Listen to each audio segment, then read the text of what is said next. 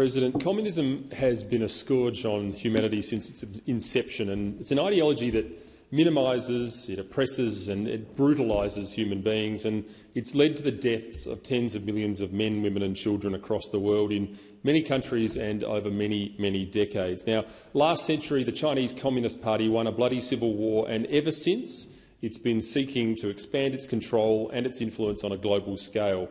Now, we can't change the fact that communist regimes exist. However, we must not continue to allow ourselves to be subverted by them. Properly stacking up to this regime takes both firmness and prudence, virtues sorely lacking from this current Labor government. One must understand the tactics that are being used in what is essentially political warfare. The CCP uses more than bullets and bombs to achieve its goals. It uses economic warfare, biological warfare, cyber attacks, terrorism, public opinion and media warfare, psychological warfare, espionage, bribery, censorship, deception, subversion, blackmail, enforced disappearances, street violence, assassination, use of proxy forces, public diplomacy and hybrid warfare. Today, the Chinese Communist Party's global influence threatens the Western world. One example from the US is the regime's involvement in allowing the production of fentanyl for import in the US. Fentanyl now kills more Americans than any other drug in history. Drugging a population is an effective way to keep them weak and distracted while you strengthen your own forces. Another example is the CCP's use of their influence in social media.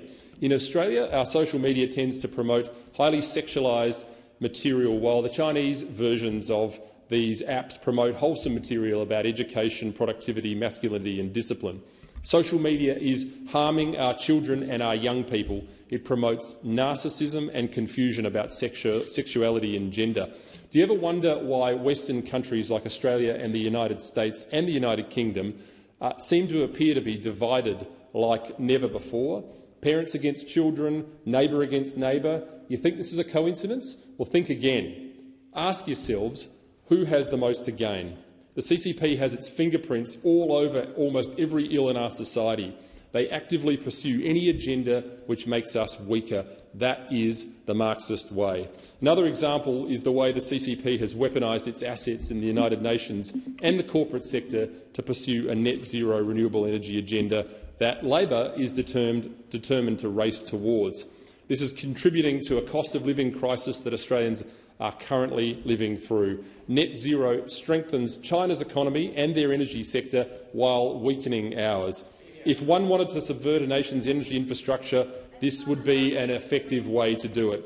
We need to expose the covert and overt CCP political warfare operations, and we need to investigate, disrupt and prosecute these political warfare activities. We need to impress on the useful idiots of the Diversity and Inclusion Brigade and those of the Climate Action Now narrative that they are unwittingly doing the work of the CCP for them. The tactic of political warfare is still not understood in this country.